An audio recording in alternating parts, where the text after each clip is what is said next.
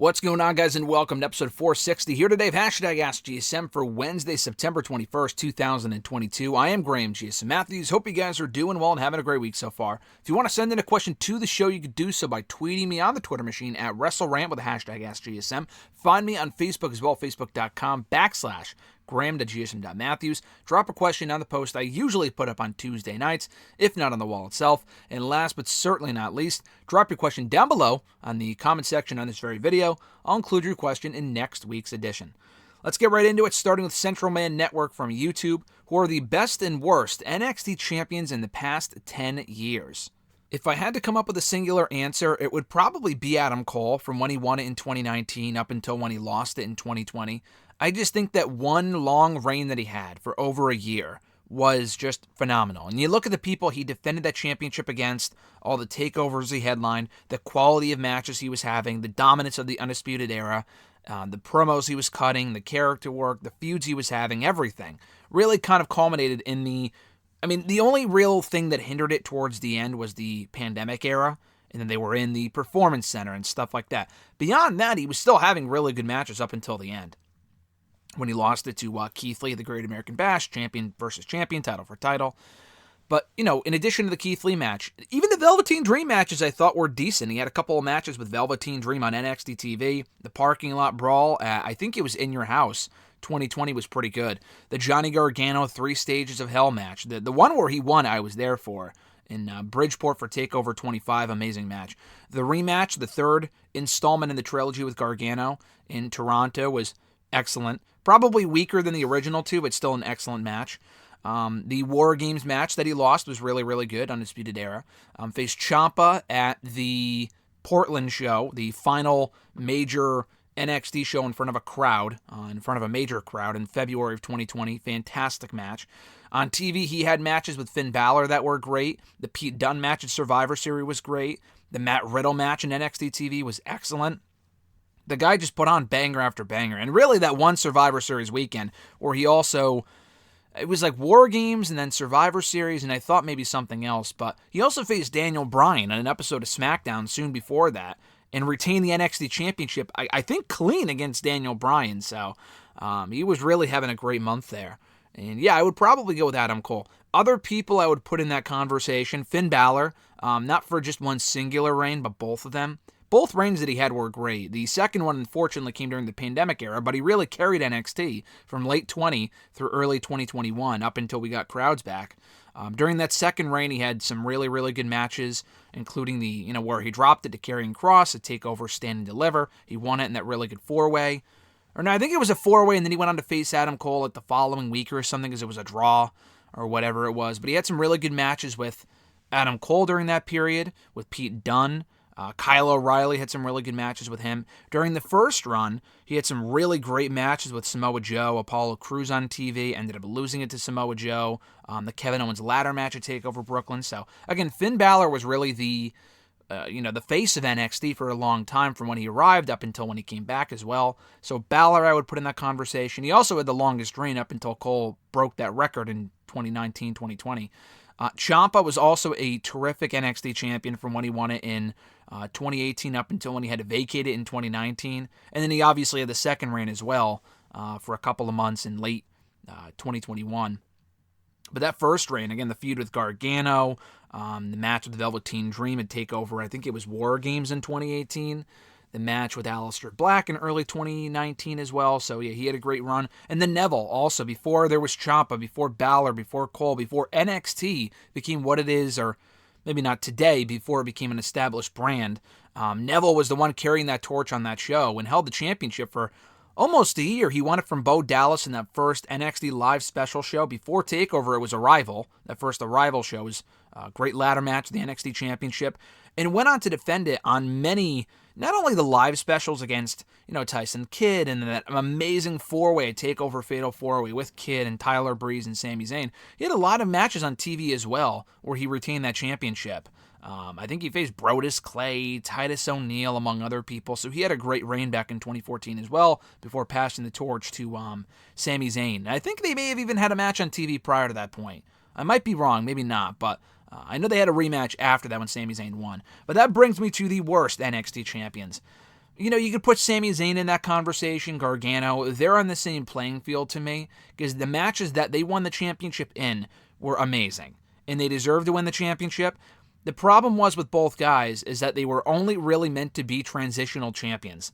Gargano immediately lost the championship to Adam Cole 2 months later. He may not have even had a single successful defense. Sami Zayn, I think, did. I think he beat Neville in a rematch from TakeOver R Evolution on TV to retain the championship. But then he also lost almost exactly within 2 months back to Kevin Owens. Nakamura had 2 reigns. He was the first, Samoa Joe, I think, was the first 2-time NXT champion. Nakamura was also a 2-time champion, one of the first to do it. Just neither reign was overly great. Again, the matches that he won them in were very good. The first time he won it from Joe in Brooklyn, I was there for it. Great moment, amazing moment. I think he was off TV soon after that because he was put on the shelf in storyline by Joe. Came back only in time for TakeOver when he lost it to Joe at that Toronto show in late 2016. Won it back at a house show soon after, then lost it within a month to Bobby Roode. So, not exactly the most amazing runs. I would probably have to go with as the worst NXT champion, and I hate to say this, but Keith Lee. The match he wanted in with Cole was very good, and he was the biggest star really in all of WWE at that point in 2020 when he won both belts, and this was right before Roman Reigns came back. And he felt like a real star on the rise. The issue was that in storyline, like an idiot, he vacated the NXT North American Championship. He probably should have just held both belts and defended both belts, a la Jay Lethal in Ring of Honor, among other people who have done the same thing. But no, he gave up that championship. And then on the same show where a new champion for the North American title was crowned, he lost the NXT Championship to Karrion Kross at TakeOver, whatever that would have been, 31, or I don't even remember what it was. I forgot what the number was. But yeah, he lost it at TakeOver to Karrion Kross. And they had a fine match, and so he was only really champion for like a month and a half. And they did it so abruptly because he was getting called up to the main roster. And he may have had one defense on TV against Dominik Dijakovic for both belts, I think, before he vacated that North American Championship, which was cool. Other than that, it was a really short reign, even shorter than Gargano and Sami Zayn. Not the shortest NXT champion. I think that would still be Samoa Joe at like 2 weeks or whatever. Actually, no, Karrion Kross won it and then vacated it immediately. So you could put Kross in this conversation too because he won it and then had to vacate it within days. But then he went on to have a decent reign in 2021 when he won it from Finn Balor. He defended it at the In Your House show in that 5-way. He had a really good match with Finn Balor on TV. He went to the main roster in the midst of that reign and had that awful debut on Raw against Jeff Hardy and then lost it to Samoa Joe. But even that reign was better than some of the ones I just mentioned. So those would be my answers for those. His second question, what is the best MCU Disney Plus show in 2022 so far? Not a lot to go off of. There's only 3. There is Moon Knight, unless I'm missing one, but Moon Knight, what was the other one? Captain Marvel, and now currently She-Hulk. Not going to lie, my favorite show of those 3 is probably She-Hulk. If I had to rank them, it would be She-Hulk, Moon Knight, Captain Marvel. I thought Captain Marvel was a good show. It didn't really leave me overly excited for the next episode the same way that, honestly, She-Hulk currently is. I think She-Hulk may not be the best MCU show. I would still go with either WandaVision or probably Loki for that. But honestly, this show has far exceeded my expectations. If you don't like it, whatever, I get it. It's gotten a lot of hate online, and in some respects, I kind of understand it. For the most part, I don't. I just think it's very entertaining, and that's my own personal taste, I guess. And you could say, oh, you have terrible taste, but I don't know. We'll review the show at some point here on the channel, on the Next Panel podcast. Myself, Phil, Chris will share our thoughts on the show. I found it very entertaining, not just for the cameos, but like the actual show itself. The last couple of episodes have dragged a little bit, and that might just be a case of the show being 9 episodes. So they need filler episodes, and they feel like filler episodes. But overall, it's been a very entertaining show. To me, more interesting and entertaining than Moon Knight and Captain Marvel on the regular. And that I just like the comedy stuff, and that show has, to me, more comedy that's tailored to me. So if that's not tailored to you, I get it, but I've honestly really liked She-Hulk. My favorite Disney Plus show, period, of 2022 would be Obi-Wan Kenobi. I thought that show was outstanding. Easily my favorite show of any of those so far this year. And we got Andor, I think, dropping today, actually. I thought it dropped on Friday. It actually drops today, which is awesome. Micah Does It from YouTube. Chad Gable has been a really good hand for WWE, but I'm tired of seeing him lose. When is he going to get his time? Should he turn babyface and go after the 2 mid-card titles? Theoretically, ideally, yeah. I feel like that time may have passed. Not to say Chad Gable can't get a singles push in 2022, but I feel like the closest that we came to that was back in 2019 when he had that great run in the King of the Ring tournament. He lost to fucking Corbin, which led to one of the worst character gimmicks in recent memory. No disrespect to Corbin, who I like, but the gimmick itself just sucked. And then Gable went on to do that Shorty G bullshit. The Alpha Academy stuff is probably the best it's going to get for Chad Gable in WWE. I would, again, love to see him on his own. I feel like that may have passed because he's been on the main roster now for about 6 years, which is a long time. I feel like if it hasn't happened yet, it probably never will. They have other people they want to focus on, younger people. They have Gable Steveson likely coming in. We still don't know the case with him, the deal with what's going on with him. So I assume if they have Gable Steveson and he's going to be the new Olympic breakout wrestler, they're probably not going to give the same push to Chad Gable. Again, would love to see it. Gable's fantastic. He's proven that, but he's also been a great heel so far. So I don't know if turning him face and putting him on his own would have the same effect as what we're getting right now because people have grown to really hate him as a character as far as the Alpha Academy being a heel stuff. So I'm not sure if that'd be the best idea the same way it would have been a couple of years ago. But at the very least, he's on TV every single week, and he's been making the most of every opportunity, and he's had some great matches this year. So again, it's hard to complain from my standpoint. His second question, so it's official. We're getting Logan Paul versus Roman Reigns. What do you think of this idea for the finish of the match? Theory comes out, cashes in, makes it a triple threat match, pins Logan Paul, and wins the WWE title. The reason why he wins the WWE title is because the briefcase contract states that you can cash in for one title, not both. So in theory, Roman would keep the Universal Championship. Just an idea. What do you think? No, I do not like that idea, and here's why. The Money in the Bank contract does dictate that you can only cash in for one championship and not for like the US title and the IC title. It is for one championship. You're right. But the thing is, the championship that Roman currently holds, and WWE has done this no favors as far as clearing this up. On WWE.com, they are still, listed as two separate titles. Same thing with the tag team titles.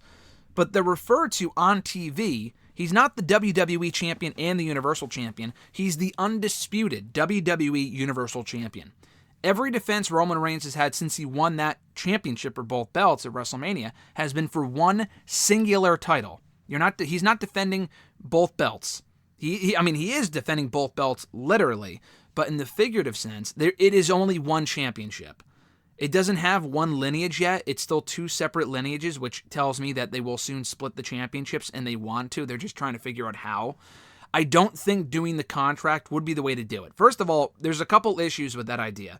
One, I do think it's still too soon for Theory to be champion. He's getting there. He's lost a lot lately. The guy should be winning more. Not to say he should have beaten Kevin Owens on Monday's Raw, who they're also pushing right now. But I just don't feel like Theory has improved a lot in the last year. I do not want to see him rushed into that spot and be like this throwaway mid-card champion who loses the belt within a couple of months to whoever. I just don't want to see that. I would rather they wait for him to cash in until like closer to the spring. I do want to see Theory as champion. I just don't think now's the right time for that. Two, the other issue that I mentioned earlier, that the championship is one singular title. And when Theory won the briefcase, it was already the undisputed championship. It wasn't as if he won a briefcase when it was still two separate titles. Then you can kind of make an argument for it, but he won the Money in the Bank contract at a time where we already had an undisputed champion.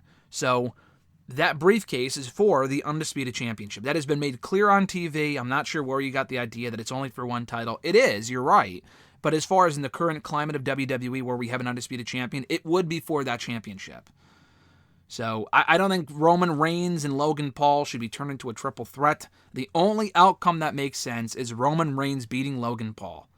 That's it. I mean, it could be a fun match. I don't really have as much of an issue with that match as some other people. I do not think it should be for the title. I mean, that makes no fucking sense. That's a joke because Logan Paul's only won all of one singles match in WWE. That being said, though, I just think that, Roman Reigns should beat him and then move on. There's no reason to complicate matters and have Theory cash in and get pinned or whatever. Keep Theory out of it. Have him cash in later on and find some other way to split the championships. And the idea that I've seen floating around that other people have brought up that I think I may have mentioned here a week or two ago was the TLC ladder match idea or whatever it was with Roman and Seth or whoever, where They have a ladder match. We've had so many fucking ladder matches in WWE. It's ridiculous lately. But Roman Reigns and Rollins have a ladder match, and they each pull down a championship. Now, that makes sense. That makes a bit more sense than whatever people have been pitching as far as the briefcase goes. So I would rather see that or some other alternative idea that would make a bit more sense than a cash-in, because that cash-in should be for the Undisputed Championship. It makes no sense for it to be for one belt.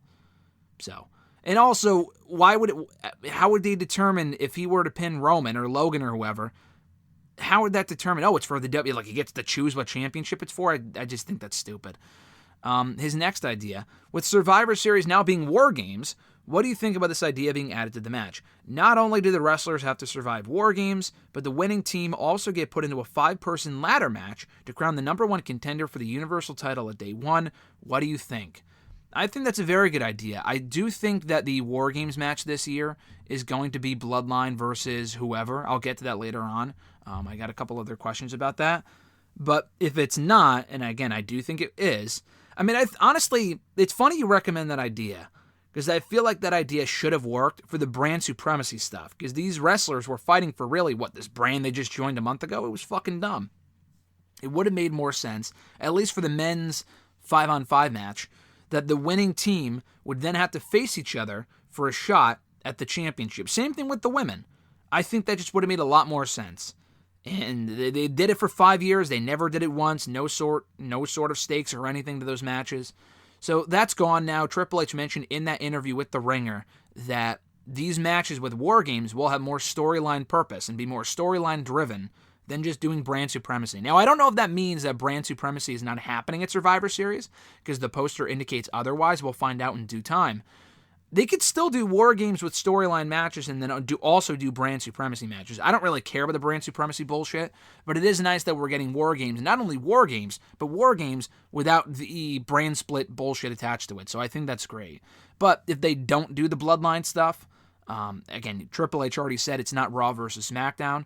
Maybe it is. I don't know. I haven't read or listened to the full interview, but if it is somehow tied to Raw versus SmackDown, then yeah, the winning team, if Roman Reigns isn't involved, can face each other for a shot of the championship. I do think that would make sense and make the match more interesting.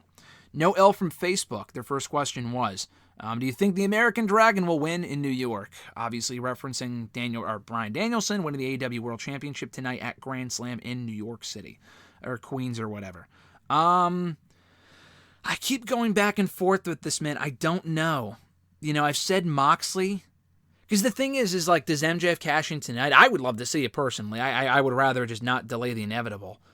If they want to give a little bit of a reign, because the title's already had such a fucking weird history in recent months, that they don't want to have Moxley have like a 2-minute reign, then I get it. Danielson would be something new. Is Moxley sticking around is the question, because he was supposed to go on vacation. Did he only agree to stick around for 2 or 3 weeks, and now Danielson wins it? Like, we already talked about this last week.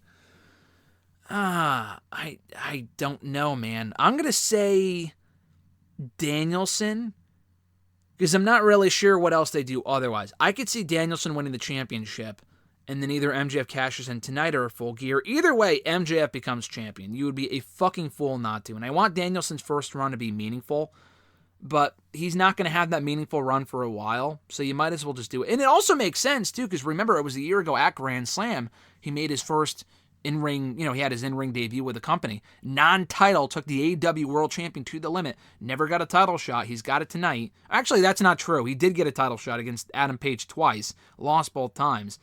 This would be his night. I would have Daniel Bryan win, Brian Danielson, whatever the fuck. Have MJF cash in tonight or Full Gear.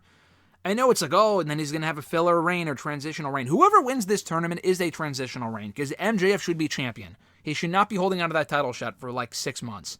I mean, he is the best part about the show. He should be champion at this point. There's no question to me about it.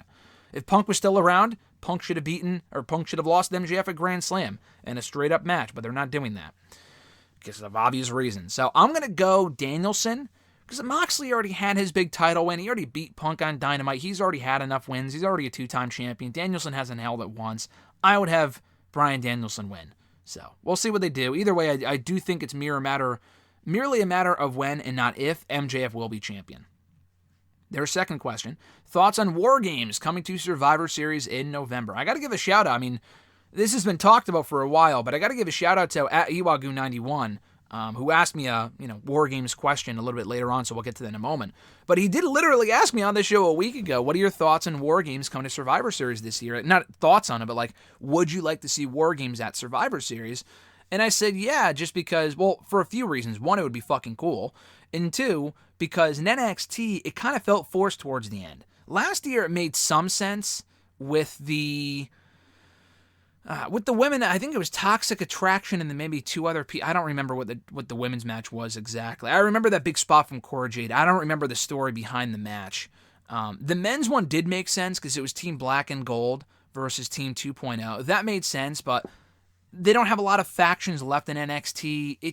It's not the same. NXT going back to Black and Gold is great and all, but I just don't think War Games really fit there anymore, especially if they're not running bigger buildings. So, because like the site of War Games at the fucking Capitol Wrestling Center and the Performance Center in the last 2 years has been very dumb. Even in 2020 when they had those great War Games matches, it's just not the same in those smaller buildings. So I'm glad they're bringing it to a bigger building, selfishly in Boston, where I will be there for the show. I'm looking forward to that.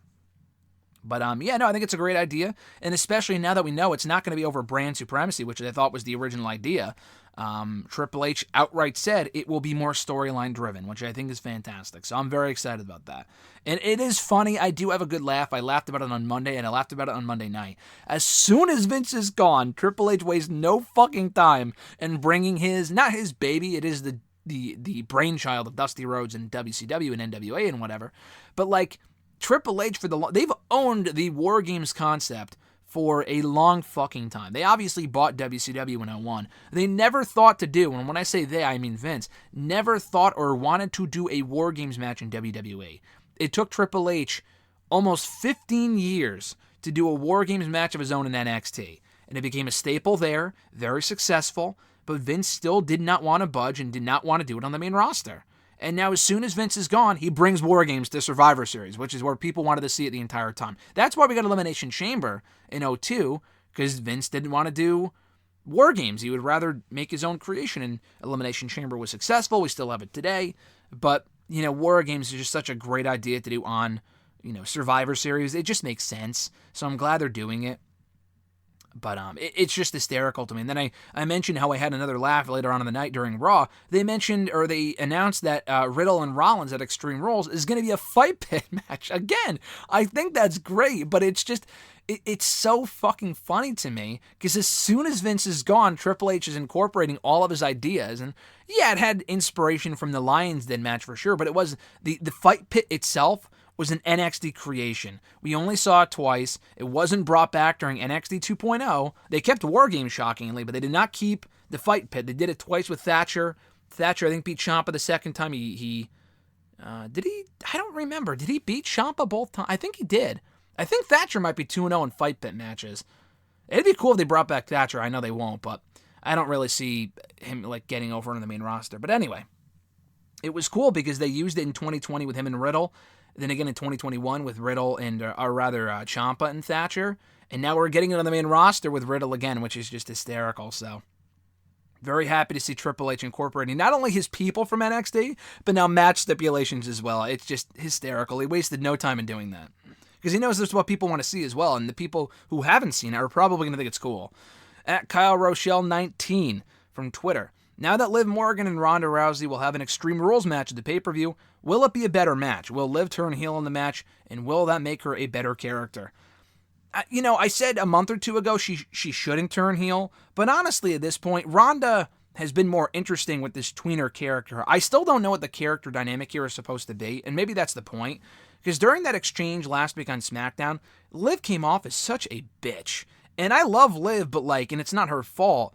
Her promos aren't the greatest anyway, but with what she was saying, she was like, oh, I've beaten you twice, Ron. I'm the only woman to do that, which is true. But shouldn't she want to prove herself by beating Ronda decisively? She made no mention of the fact that in both times she beat Ronda, they were both tainted finishes. The first time was a cash-in out of nowhere after Ronda already had a match and was injured. The second time, she did beat her, and I liked the finish when I first saw it, but then I realized that Ronda actually had her shoulder up or kicked out or whatever, and the ref didn't see it. That was kind of dumb. And again, if they're not turning Liv heel, and she did beat Shayna clean at Clash, which was great, but they're going back to this, she should probably want to prove herself. Now, this can go a couple different ways. Does Shayna link up with Rhonda and become Liv's new heavy? I would rather see Shayna with Rhonda, but with the interactions they've had on SmackDown, does Shayna link up with Liv instead, despite Rhonda, to kind of show her, hey, I have an edge and I'm linking up with the champion, and she earns respect for Liv actually beating her decisively? That's possible. I think Liv's a better babyface. She was over, and I think still is to a good degree, so I don't know if I would turn her heel, but I think Rhonda has to win unless there's some sort of interference. Liv's already beaten her twice, neither times decisively. Just honestly, by default, Rhonda is the most interesting woman on that show. And you can disagree, and that's fine, but and I love Shayna. Shayna probably, I would rather see Shayna as champion over Rhonda, but just looking in that division, Lacey Evans with that current character doesn't really interest me. It grew on me towards the end before she took time off, but then she took time off. Any momentum she had is completely gone. Raquel needs a heel turn. Shotzi is thankfully a babyface. Sonya is just a non-factor right now. Xia Li's a non-factor. Who else did they even have on that show? Oh, Natalya, give me a fucking break. So Rhonda just by default is the most interesting woman on that show. So she probably should be champion. I know she doesn't really want to be champion. She has said that a few times before.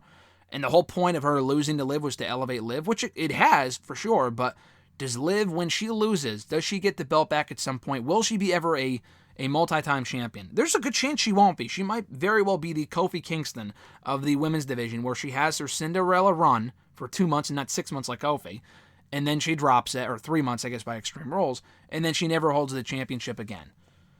Would turning heel improve Liv's character? It probably would, because currently she's just not being written the best. She has not come across great in a lot of her segments. It will be a better match, because it should be more competitive, and it's going to be more extreme, quote-unquote, so the match will be better. Does Liv turn heel? I'm not going to say yes, but I do think there's a very good chance of that happening. At noob_n_co TV, their question was, do you think the teasers of the White Rabbit are going to be for Bray Wyatt or something related to Karrion Kross? Because the White Rabbit was Karrion Kross's Lucha Underground name. So we got a ton of questions about this. This will obviously be the major talking point for this episode. While we're on the subject, let me just read off the other questions that have to do with the White Rabbit stuff. At the Wrestle Guy, Sal also said, theoretically, if the White Rabbit really is Bray Wyatt, how do you book the guy on a return? WWE butchered him so many times. I just don't know how they can revert any damage done to him. And then, what else? Who else asked about it? I thought there was at Richie Rich 93 _. Who do you expect to be behind the White Rabbit mystery, and why is it Adam Rose? I think those were the White Rabbit questions. I don't think I got any others. But I got 3 questions regarding that, and understandably so, because it is the biggest talking point right now in WWE.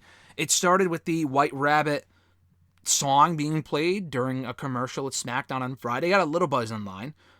It was during a commercial break, and it was not during a commercial that we saw. No one saw this but the people in the building that recorded it and put it online. They played the music, the vocals of that song, The White Rabbit, and they played it, and the song, or the lights were black, they were off, and they showed a red light, a purple light, whatever.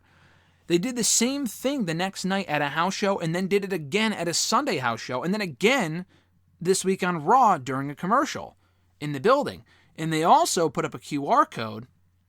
I missed this the first time, when Theory was walking backstage, and it takes you to a website, www.com/comewithme. And it's a 45-second video, and it's just of essentially a game of Hangman, and it's not for Adam Page. A rabbit going around and jumping on letters and whatever, and it spells out, you did. It said, who ruined the world or whatever? And the answer is you did. Now, when I read all of this, to me screams Bray Wyatt. And I'll get to each of these questions as far as what this means. Adam Rose would be fucking hysterical. I've seen a couple people joke about that. I think that'd be one of the biggest letdowns in history. I mean, it would honestly be pretty funny if Adam Rose came out with that dumb bunny, and then I don't think Bray Wyatt takes the I don't think Bray Wyatt's under the bunny, and then you wrap that storyline up 10 years later. Because remember the whole, I'll mention this real quickly. Remember that whole storyline with the bunny? The bunny turned heel in Adam Rose, and I think that was supposed to lead to Justin Gabriel being under the mask. I think he was always under the mask, and I don't know if it would have been him. I think he talked about it being revealed to be him, and I guess he probably would have feuded with Adam Rose on what, Superstars main event? I'm not sure, but yeah, that was like 10 years ago. Never went anywhere. They dropped it, and then Gabriel quit the company, and then Adam Rose was gone like within a year as well, so nothing ever really came of that. But anyway, Adam Rose would be pretty fucking funny. As far as the vignettes go, I just can't believe that it's for anyone but Bray Wyatt, and that includes Karrion Kross, and here's why. Kross is already on the show. Kross is already, I don't want to say established, he only returned a month or two ago, but he came in and attacked Drew McIntyre. He's got two different motivations right now. Drew McIntyre, who is his current rival, and also at some point challenging Roman Reigns for that Universal Championship, that Universal Undisputed WWE title.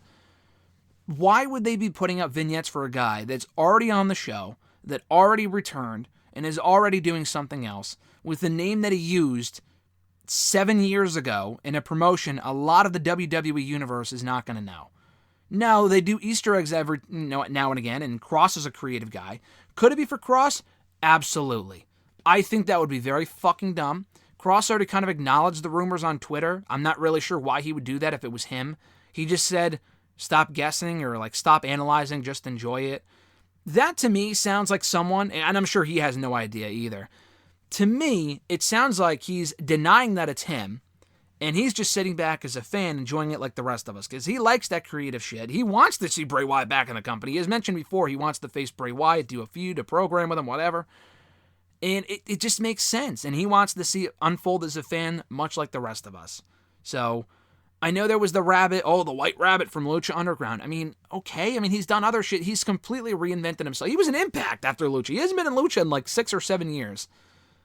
From one minuscule character he did, yeah, I guess that's the only White Rabbit reference in wrestling in the last 6 years. I think that's just a coincidence.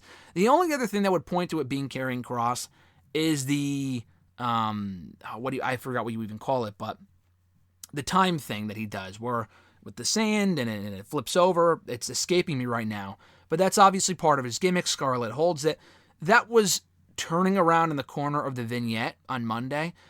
Honestly, I feel like they did that to throw us off, making us think it's Karrion Kross. I really don't think it's Karrion Kross. If it is, and I love Karrion Kross personally, and a lot of people don't, and that's fine, I would be disappointed. I think it's got to be for someone new, returning, or Bray Wyatt. And honestly, I think anyone but Bray Wyatt would be a fucking letdown. Unless it's...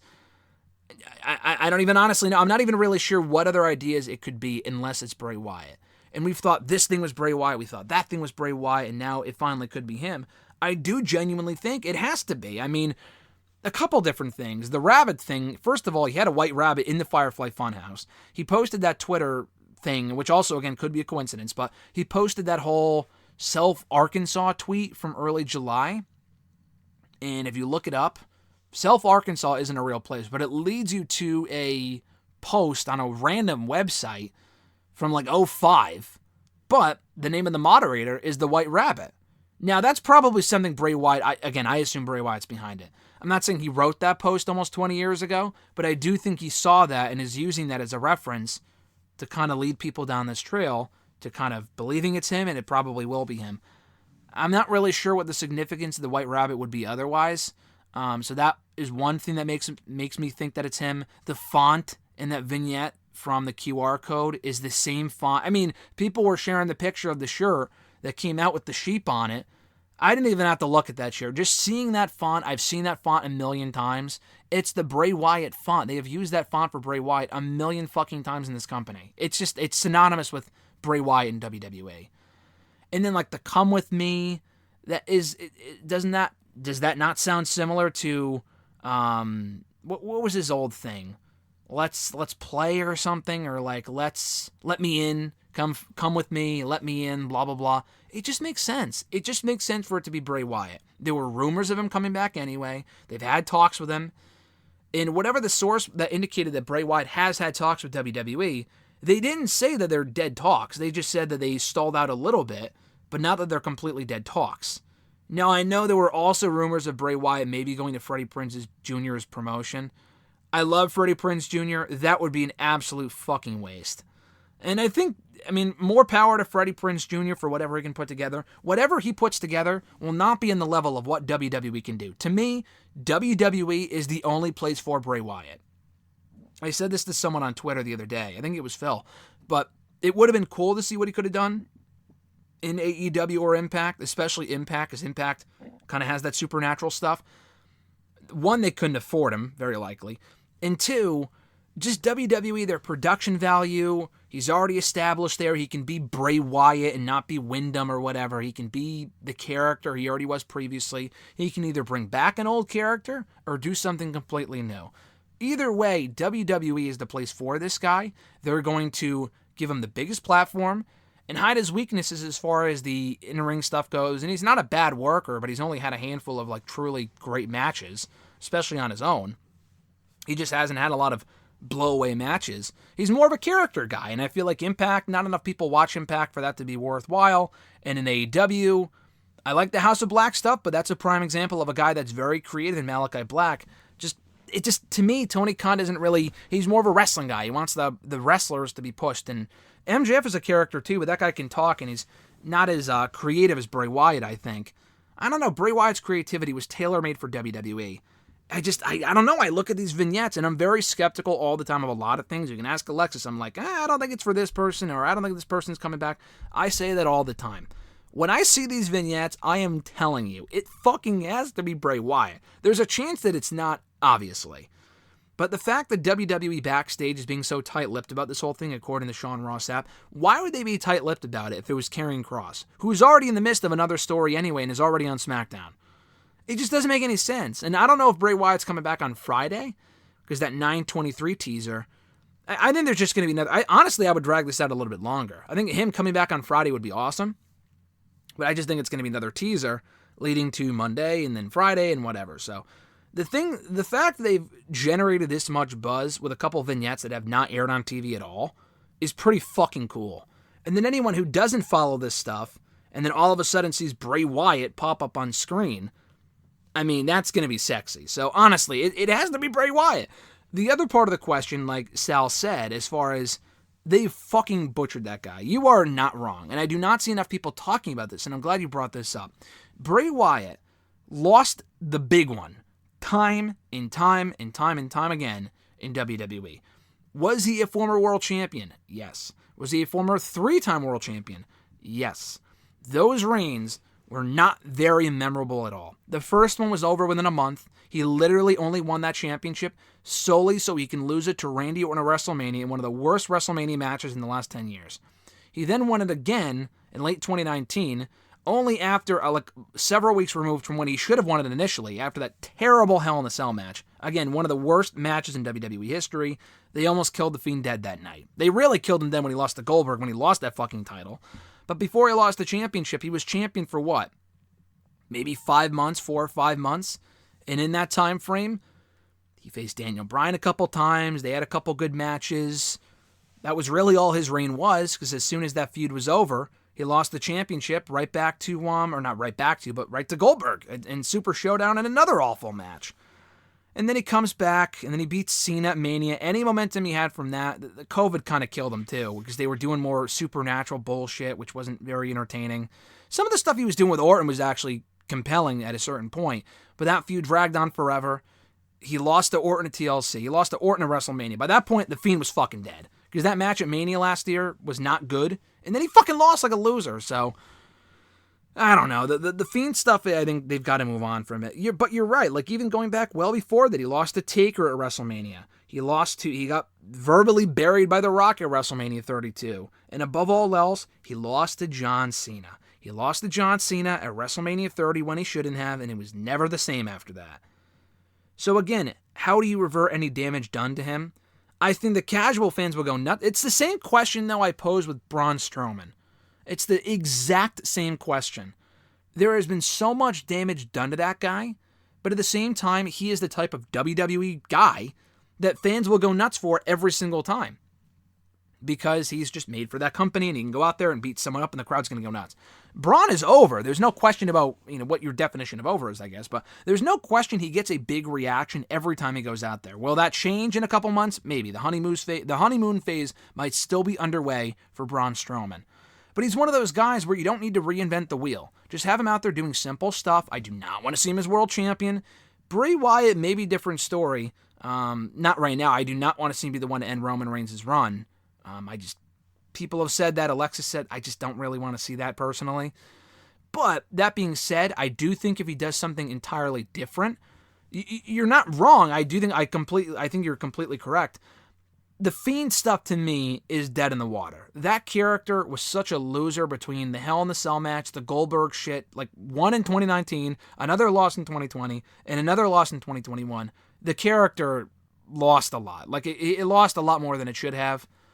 And he lost at WrestleMania to Orton. That should be the end of that version of Bray. And even the Firefly Funhouse stuff got old by the end. Like that last Firefly Funhouse on the Raw after Mania in 2021. At that point, it was just like, I'm ready to move on from this shit. I would rather he just come back and do something else. And then he got fired, so that was a different story. But, I would just rather see him come back, and people may not agree with this, but either as the original Bray Wyatt that struck gold in NXT, or as just another completely different character. Because a lot of us thought the Firefly Funhouse shit, when like the first week that he did it was very stupid, but then it turned out to be genius, and it turned out to be one of the best parts of Raw in 2019. So yeah, it's one of those things where I'm looking forward to his return. You don't need to reinvent the wheel. Do not have this guy lose whenever it matters most. He was the ultimate fucking loser, and people could say, oh, he could be the next Undertaker. Undertaker didn't lose whenever it mattered most all the fucking time. He went undefeated in the company for a year. He was champion, granted for a couple days, but he always won the big ones, even when it wasn't, even the smaller ones he won. Taker won a majority of his matches in the first 10 years of his career. Bray Wyatt wasn't even there for 10 years, but I can name every fucking person that he lost to. From John Cena multiple times, to Randy Orton multiple times, he lost to The Undertaker. God, he lost to Jericho, I remember. Let's go up and down the list here. In 2015, he lost to Roman Reigns at least a time or two. 2016, lost to Kane, I remember a Backlash. That was terrible. He actually did beat Orton in the main event of No Mercy, but I think they beat New Day, which was good. Who else? What else happened with Bray Wyatt? 2017, lost to Finn Balor a whole bunch of fucking times. That didn't help his cause. Lost to Matt Hardy in 2018. I mean, again, the list goes on and on. The guy lost all the fucking time. So he's been gone long enough, which is almost it's a blessing in disguise. It's almost a positive in the sense that he's been gone long enough for people to kind of forget about some of those losses. I haven't forgotten, but if he does something drastically different enough where I think people can kind of forgive that stuff and move on, as long as it doesn't happen again, which I have more of a chance of that happening with Triple H in charge, then cool, but they really have to tread lightly. Same thing with Braun Strowman. The guy's had 1 million world title shots, and when he finally won the big one, first of all, it was too late, and second of all, it wasn't an overly interesting run. They got to do something differently with both guys and book them differently than they were the first time, because they were just... The booking of Braun and Bray has far more potential than Braun, I think, but both guys have talent. It got to a point that with their booking, it was hard to care. Make me care, do something different, and don't be used in a capacity where they're just there to lose to other people. At that point, there's no real reason in bringing them back. Specifically Bray. I mean, Braun, at least, they need a big man to work. If you want to have him put over other people, a la Big Show, Kane, whatever, I get it. But with fucking Bray, it's like, if you're just going to bring him back to be a stepping stone again and not a featured player, then don't even bother, because it's not even worth it. We've been through this before with Bray Wyatt. I do not want to see him brought back just to have him losing the big one every time it matters most. Been there, done that. Let's actually book this man the way he should have been booked 10 years ago on the main roster, please. I beg of you. Next question from @ULGU91. Do you think the original women's, last held by Layla, and tag team titles, last held by Tyson Kidd and David Hart Smith, should have never been retired as they have been since 2010?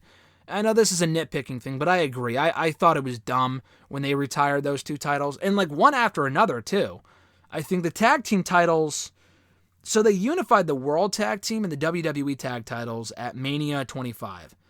Same thing though, like with literally, it's exactly like the Undisputed title, where they were called the Unified or Undisputed WWE Tag Team Champions, but they carried both belts. and they still had both lineages going. And then when they created one unified tag team title, those terrible-looking bronze belts in late 2010, they were recognized, the lineage, they didn't create a new lineage, which was good. They used the lineage of the newer tag titles from 2002, the SmackDown tag team titles, the WWE tag team titles. So the lineage of the World Tag Team titles was retired. That dates back to like 75, 85, whatever it might have been. It's like, why would you do that? Like, I mean, I would understand. I can see why, though. Vince probably was, it's an old championship. Anything that's old, we can't acknowledge. Like Mania, it's not Mania 35, 38, whatever. It's Mania the Sunshine State or something stupid, because he didn't want to acknowledge how old these shows are, which is so fucking dumb to me. And hopefully that's a thing of the past with Triple H in charge, and we can actually call it WrestleMania 39 and not be embarrassed to call it WrestleMania 39, and it's not WrestleMania with the fucking play button. That was always stupid to me. The women's title, same thing, dude. I mean, it was held for a long time with the Fabulous Moolah. You may want to move on from that lineage because she was a terrible person, and overrated in terms of like her in-ring ability and shit. But at the same time, though, she held that championship for a long time. That was the oldest active title in any promotion. And when they merged the women's title with the Divas title, they kept the lineage of the fucking Divas title, which was so stupid. And they did that. I mean, that I understand, because when they merged the two, they didn't even get a new belt like with the tag titles. They just kept the Divas championship. They merged the women's unification lineage into the Divas, and then it became the Divas title. And the women's title was gone, which was so stupid. So, thankfully, the Divas Championship is gone. But, yeah, I mean, that one I kind of understand. The tag team titles, they should have just kept the lineage of the World Tag. If they were going to keep one or the other, keep the lineage of the World Tag Team titles. That would have made more sense. And then sticking with the Divas title over the Women's Championship was a disgrace. Let's see. Their next question. With War Games happening at Survivor Series, hey, I asked you about that last week. Yes, you did, and I acknowledged that earlier.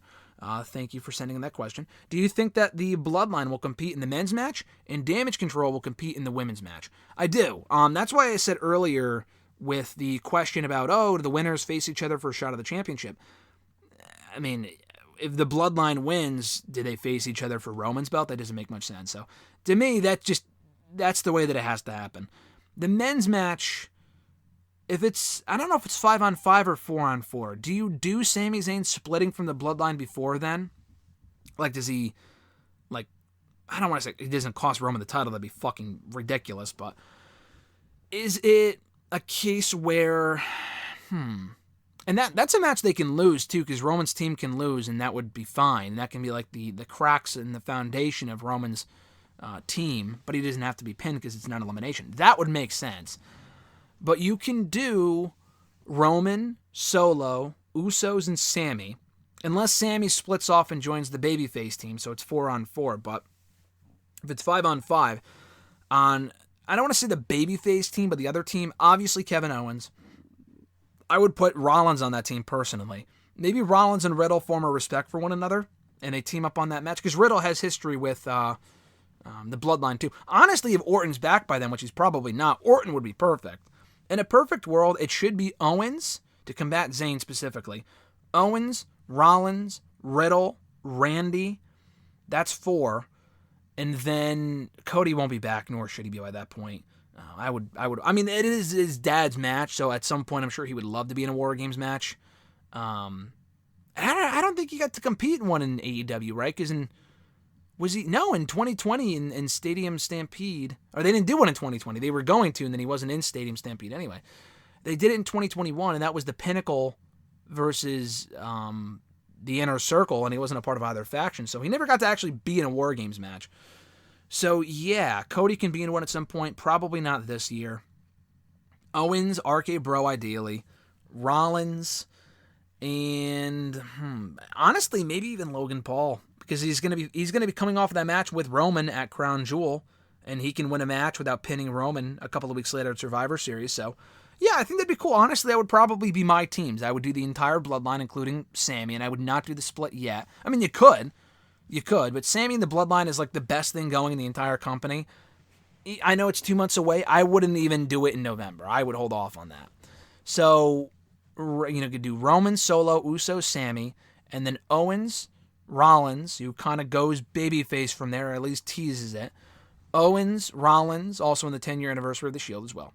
Owens, Rollins, RK Bro, and Logan Paul. That's what I would do. For damage control, I said this on Raw and during Raw on Twitter the other day. I would do, again, if it's 5-on-5, damage control, Alexa Bliss after turning heel, which they kind of teased on Monday's Raw with all the talk about her not being the Alexa of old. Alexa Bliss, and then their partner. To me, a returning Tegan Nox would be awesome. Like her in damage control or her just coming back as a heel on the Raw. I mean, she's a natural babyface, but she has history with Dakota. She can go heel. I think that'd be cool. Kind of reinvent her look a little bit. I would bring back Tegan Nox. I mean, I think she's great. On the babyface team, you can have Bianca, Asuka, Sasha, Naomi, who should be back by then, and not returning on the show, but already be at the show because they'll be in Boston. The crowd would go nuts for their hometown hero, Sasha Banks. And then their partner, Becky Lynch. To me, that makes sense. Next question, also from @Ubagu91. With this week being the first anniversary of the match, do you think that Brian Danielson versus Kenny Omega is AEW's best singles bout to date? It's a great question. Because they've had a lot of amazing tag team matches too, right? I feel like the best tag team matches in this company's history, the best matches in this company's history have almost all been tag team matches. Like the matches that come to mind to me, any FTR Briscoe match, although those are all from Ring of Honor, you could say FTR and the Bucks, either match, but those are tag team matches. You could say the Bucks against Page and Omega, again a tag team match. And also, all of them feature the Bucks, but the Bucks versus the Lucha Bros from All Out last year, or even the first Bucks Lucha Bros match from All Out 2019, the ladder match. So those are some of the best matches in that company's history, in my opinion. I don't think Page and Omega is on that list from last year. It was a great match, but it just didn't give me best match in AEW history vibes. It probably should have been, but it just wasn't, unfortunately. That one, the Page and Bryan matches were terrific. MJF and Punk also had fantastic matches. But honestly, you're probably right. I think it might be Danielson and Omega in that 30-minute draw might be AEW's best singles match yet. I would probably say so. I think that might be their best singles match yet. You could say Cody and Dustin too. That would be up there. I do think Danielson Omega was better. I would have to watch them both back, but I do think that one might have been better. But I do think a case can be made for that. In my opinion, it probably is. And it's a shame that we're not going to get a rematch anytime soon with Omega being suspended, but at some point, hopefully, we will get that rematch one-on-one. At BillMeister88 from Twitter, who do you personally think should be the person to beat Roman Reigns eventually, and who do you think it'll actually be?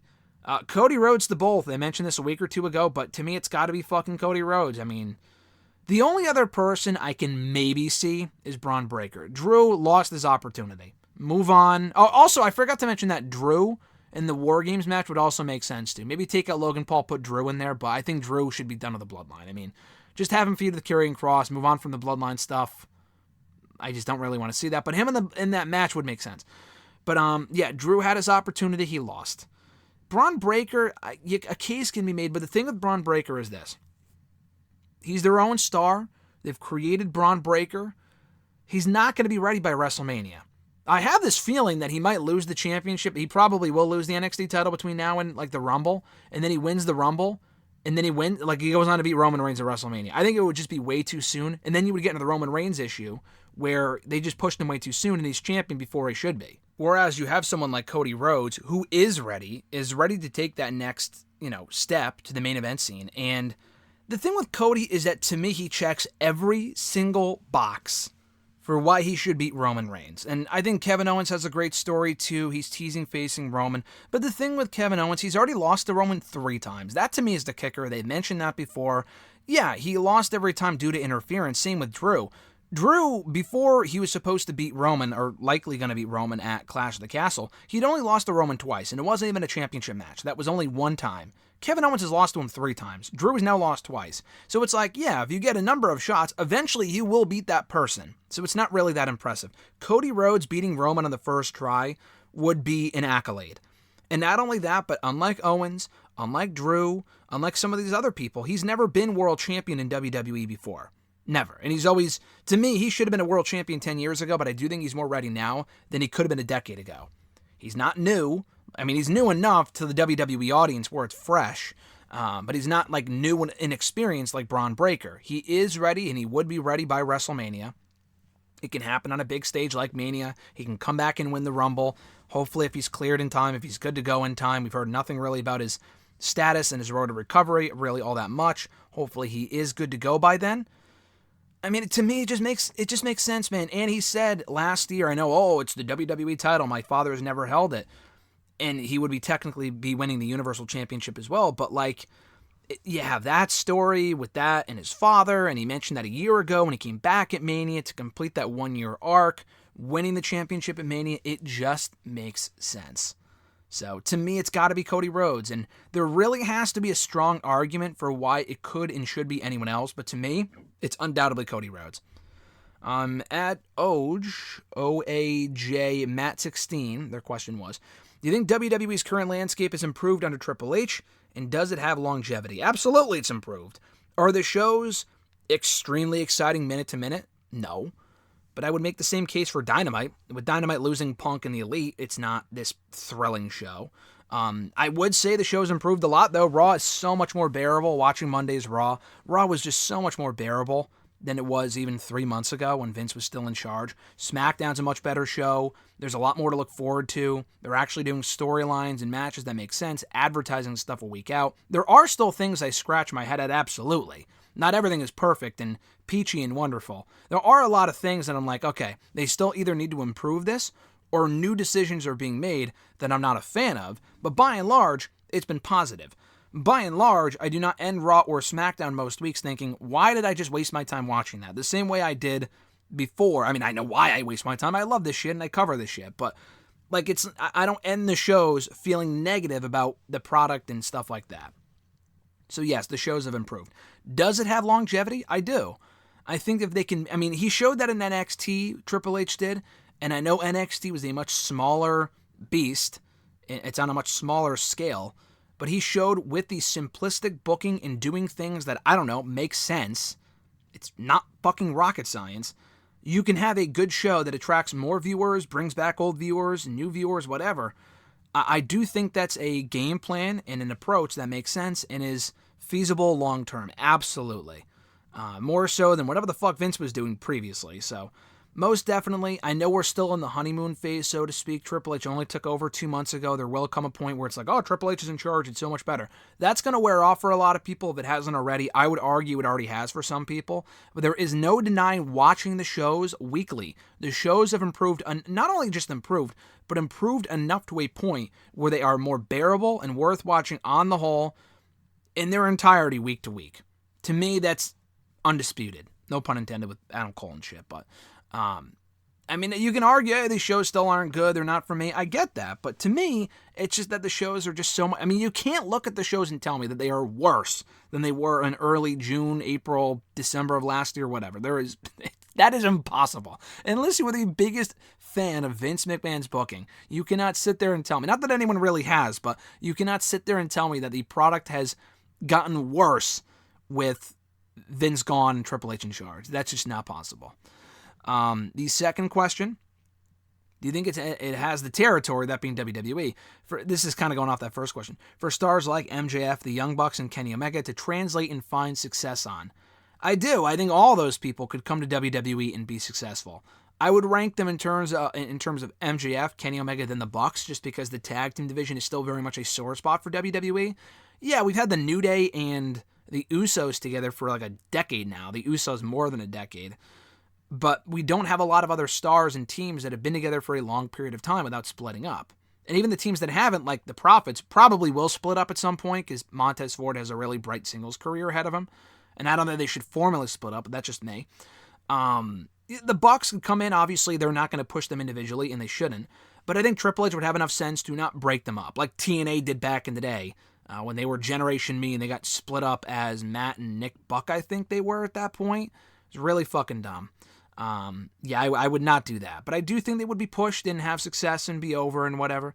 Kenny Omega, I would hope that Triple H would treat him as a star. MJF, I have the most faith that Triple H would treat as a star in WWE. I think MJF, even with Vince in charge, probably would have done well anyway.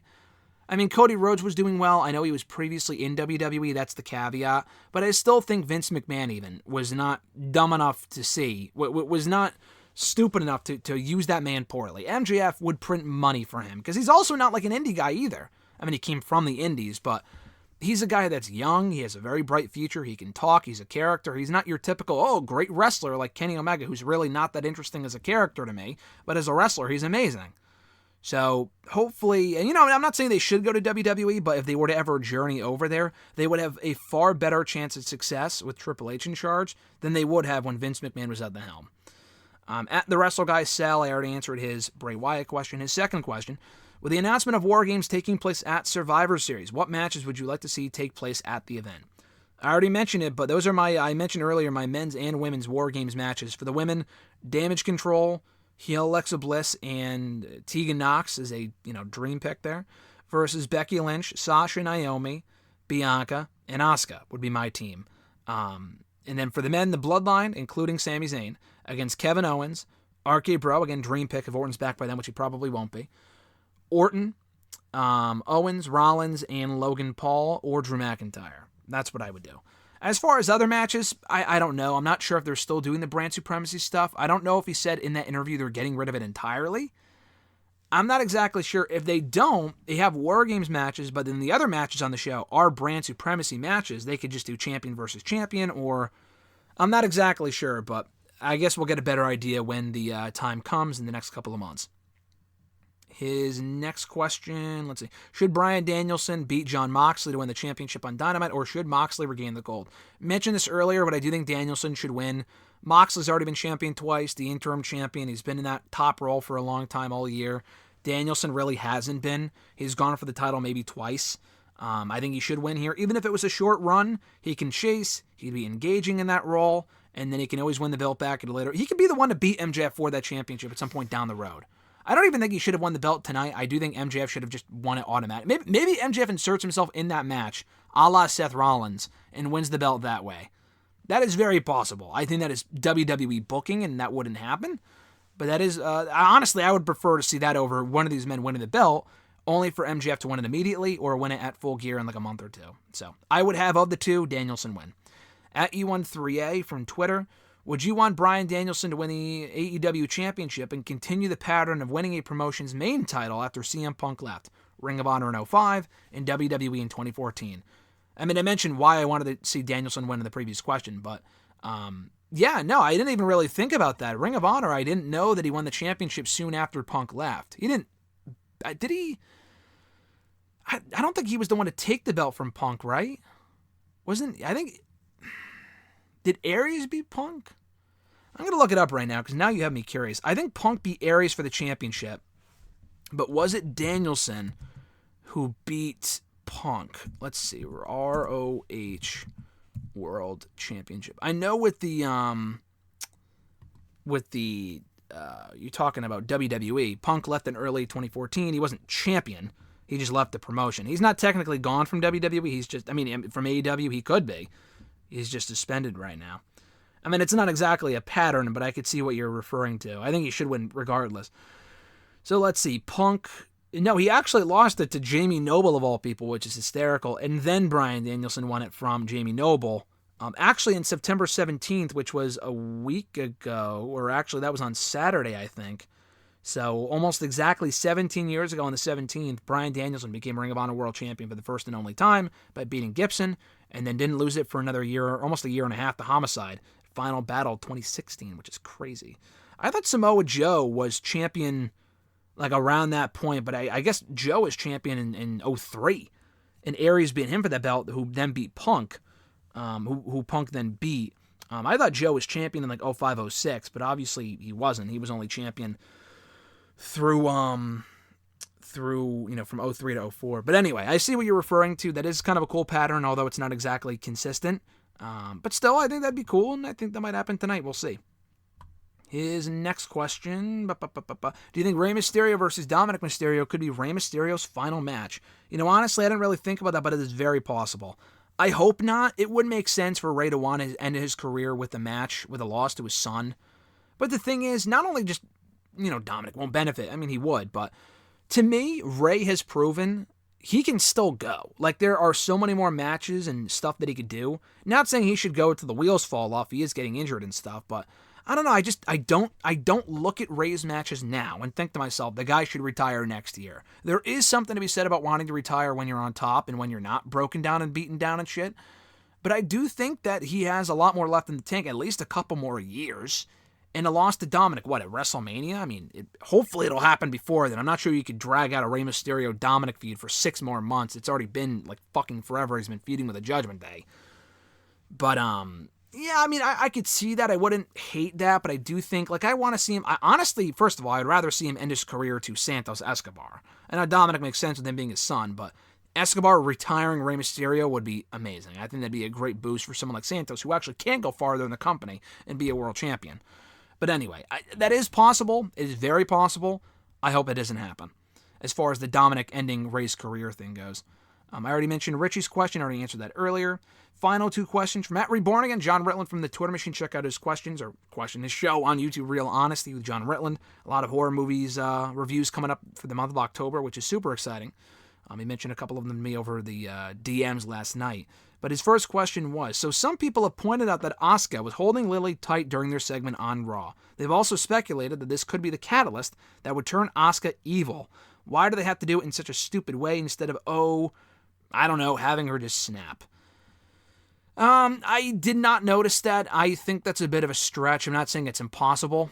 They have done a lot of subtleties lately with some of the stuff they've done on Raw and SmackDown, a lot like with the White Rabbit thing not even happening on TV. It's possible. I don't look at Asuka and think, she should be the one to turn heel, though. Honestly, if anyone's going heel, it should be Alexa Bliss. I like Alexa Bliss as a face, but she's just far more interesting as a heel. And with everything they were teasing with Alexa Bliss, you haven't been the same, blah, blah, blah. I think it should be her being the one going heel, not Asuka. And the Lily shit is stupid. Just get rid of the fucking doll. I know they sell dolls and shit. They make money off that garbage. Just rip the Band-Aid off and get rid of it. It's just so dumb, but I did not notice the Asuka thing. I think people are reading too much into it. Maybe they're not. Maybe I'm wrong, and I'll be the first one to admit when I'm wrong. But I don't think Asuka's turning heel, nor do I think she should. I think Alexa Bliss would be the better one off going heel. She's just a more natural in that role. Asuka could use a bit of a refresh too, but more so Alexa than Asuka in my opinion. And then last question from John, non-wrestling related, but did you hear about the Spirit of Halloween movie that's coming out soon? Yes, this is actually legit. It has Christopher Lloyd in it, among others. What are your thoughts on this movie actually existing? So, yes, I've heard of the movie. I remember it when it was announced earlier this year, and I kind of forgot about it, but then Alexis and I are big Spirit Halloween fans as far as the store, and they have a few here in Connecticut. We tried to go to one recently. They were closed, both locations. We went to one on, I think, Monday, actually, and it was open. Very cool store. We love the store. And then that reminded me there was a movie with Christopher Lloyd in it about, it's not just like named like, inspired by the store. The movie literally takes place in the store. Because when you reminded me of this, John, I think you sent me the trailer. I hadn't seen the trailer, so I watched the trailer. It's a very campy, dumb, like kids horror movie. But listen, I'm the biggest Christopher Lloyd fan in the world. I love Christopher Lloyd. Met the man, love the man. Big Back to the Future fan. No rhyme intended there. I'm going to watch it just for him. I like the bad horror movies anyway, even if they're stupid kids movies. There's a lot of those I've seen over the years, especially on Disney Channel and Nickelodeon and shit like that, Cartoon Network. So I'm going to watch it. I don't know if it's coming out here near where we live in Connecticut. I haven't seen anything, but you said it's going to be a limited theatrical release starting on the 30th and then streaming on the 11th. So I don't know if that means it's going to Netflix or like it's free in one of those platforms or if you have to buy it somewhere, which I'd be a little less willing to do. But I mean, then again, if I would pay to see it in person, I would probably have to, it would make more sense probably to buy it over streaming, save money that way. But I'm going to watch it. I like if I can and I can find it somewhere and it's not like $30 or whatever, then yeah, I'll probably watch it. Just because it has Christopher Lloyd in it, and I love everything that he's involved in. Even if the movies aren't great, I love any role that he has in any movie. So, Lloyd is amazing. I have heard of the movie, and I will check it out one of these days when it becomes available around where we live, and if not, online. And that's going to do it, guys, for episode 460 here today of #AskGSM for Wednesday, September 21st, 2022. Crazy that we're 40 episodes out from the big 500. We're going to do something special for 500 next year. Obviously, it is coming in 2023. I don't know when it would fall exactly, but we celebrate 10 years of hashtag AskGSM on, I think it's July 7th or 8th. That's the anniversary of Alexis and I, by the way. That's our anniversary, but I know the anniversary of the show itself is also on one of those days from 2013, so we'll probably do something special around that point to celebrate 10 years of the show, and I look forward to it. So if you want to send in a question to the show, you could do so by tweeting me on the Twitter machine at WrestleRant with the hashtag AskGSM. Find me on Facebook as well, facebook.com/Graham.gsm.Matthews. Drop a comment on the post I usually put up on Tuesday nights, if not on the wall itself. And last but certainly not least, drop your question down below in the comment section on this very video. I'll include your question in next week's edition. And that's going to do it, guys. Enjoy AEW Grand Slam Dynamite tonight. Should be a very fun show. Last year's show was great. I will not be there tonight. I'm not a big... I used to travel to New York City a lot for these sort of shows. But the thing is, a couple things. One, it's in Queens. It's not in New York City. You can get there from Grand Central. I mean, you can drive too, but it's just a hell of a fucking journey. It's just not worth it. At least as far as me getting there and stuff like that. So it's just, I will not be there for this show. I was not there last year. I'm not going to this one. I've driven to that area before, going to Met Stadium. I was there a couple of months ago. Just not a great area compared to, at least, I mean, it's not an awful area, but just as far as driving goes, it's not my cup of tea personally.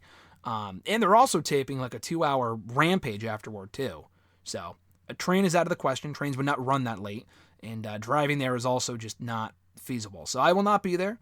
But I am hoping to go to a Dynamite or a Rampage or both in the next couple of months. They're coming to Connecticut twice, actually. One for a Rampage in about a month in late October around Halloween.